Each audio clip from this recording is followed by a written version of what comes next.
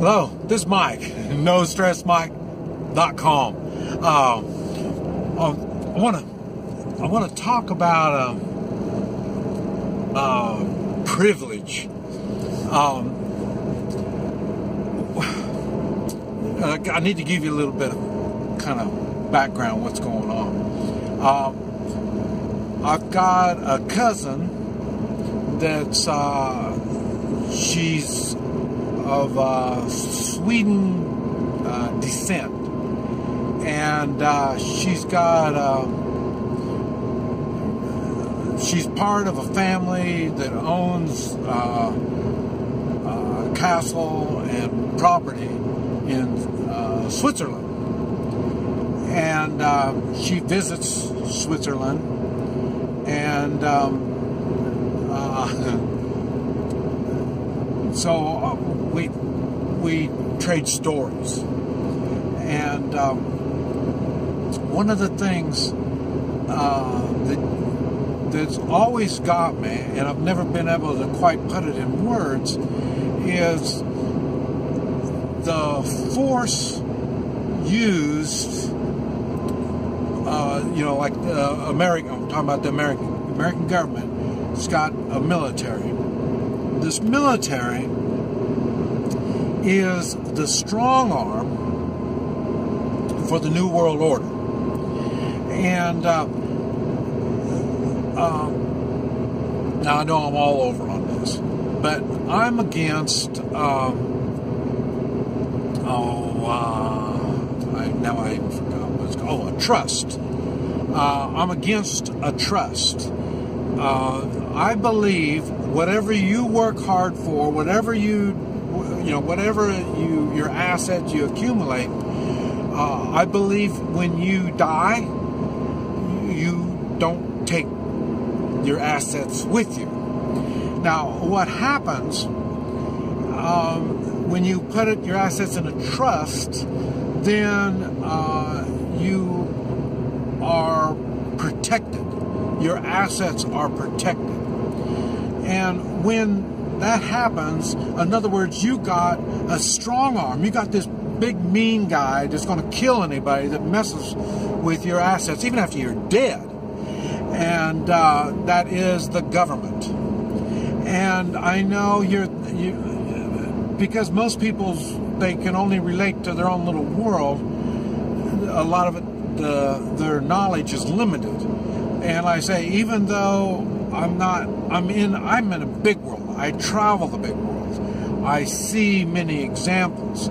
So I know where this is going, all this is going to. And so if it's a trust, and now you have it, you can't be sued to lose it, you can't sell it, you can't do nothing with it, that those assets are locked up. Now, and then like I say, you have the government to protect it. Now, you're looking at it on this small level, like I just said here. But what's going on in the world, okay, the United States, when we go to another country and we blow them up, we do all this stuff, the first thing you hear them say is the United States is protecting American interest. Now, I say, I've been living in Guatemala. In Guatemala, that interest, that American interest that they talk about, I mean, we've bombed Guatemala 3 times since World War II. So, Guatemala, putting me on, like Guatemala is a threat, So, but what it is, Chiquita Bananas, that company, that identity, is not a real person. So when they say American interest, what they're talking about is companies. In other words, our military is the strong arm for companies. Companies go into different countries, they boss them around, they do stuff like that. Guatemala is what I'm really aware of. And they come in there, they got security companies, they're real brutal people. And they're not even people, they're part of an identity, they're working for an identity. And And when their own security people aren't intimidating and controlling the situation, then that is where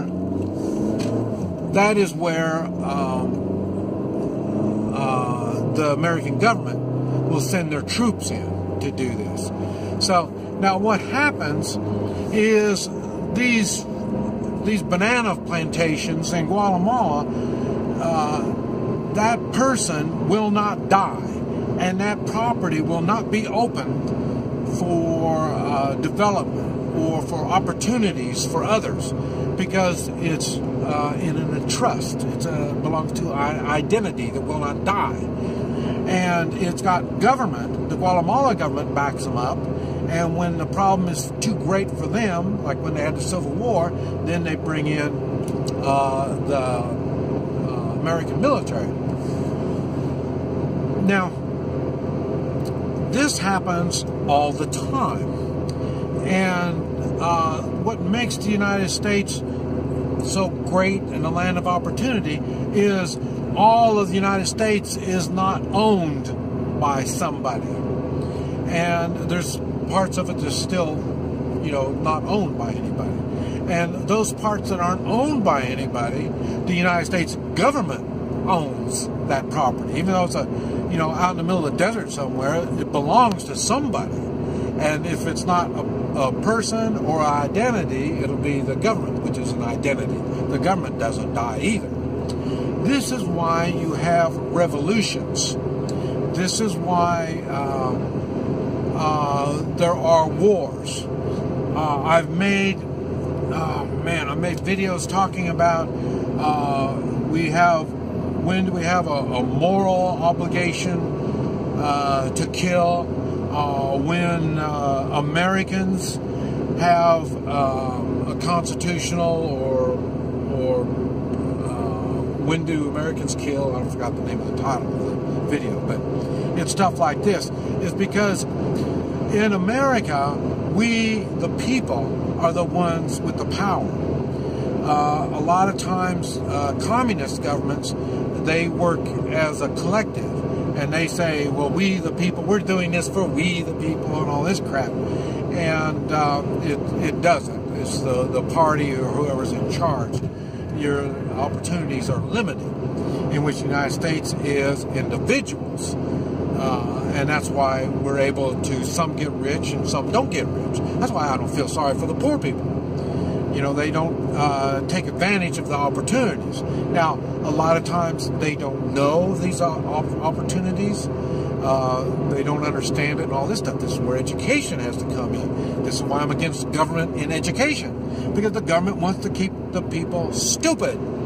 So they don't understand their opportunities. Because the United States is one of the last countries in the world that we do have opportunities. Why? Because, like I say, there is land that's open that people can own. Guatemala, all the land is owned by somebody. I'd like to say most of it, but I don't know how much, to tell you the truth. But I know there's many, many large plantations that are owned by either identities or families in a trust. Right back to the same thing, the trust. That trust, the government protects that trust. So they don't need security people to keep the squatters out. Like they might have 1,000 acres. You can't farm 1,000 acres. So there's maybe an acre there that you can't do nothing with. A squatter will come in and they will start planting, and they can make money. They can improve their lives with that. But no, you have securities teams that will go in there and chase these people off or kill them. In Guatemala, that's the way they do it. That's why the Indians get killed all the time. But the Indians don't have, nobody explained the rules to them about ownership of property, so they don't know how this works. So that's why they're going to be slaves or servants, because they don't know any better. That's why I make videos talking about, are we a slave? Okay, that's because we think our opportunity lies in our job. You get a job, and this job offers hospital care, well, then you think, oh, good. But really, you are a slave to the system. I understand all this is probably really hard to soak up, but like I say, I have seen it all over. And the only way to change this stuff is, like I say, governments. That's why, to change the government, that's why they have revolutions. Now, in the United States, it's not really a revolution yet, because what we want is our Constitution to get back in effect. In other words, enforce the laws we have.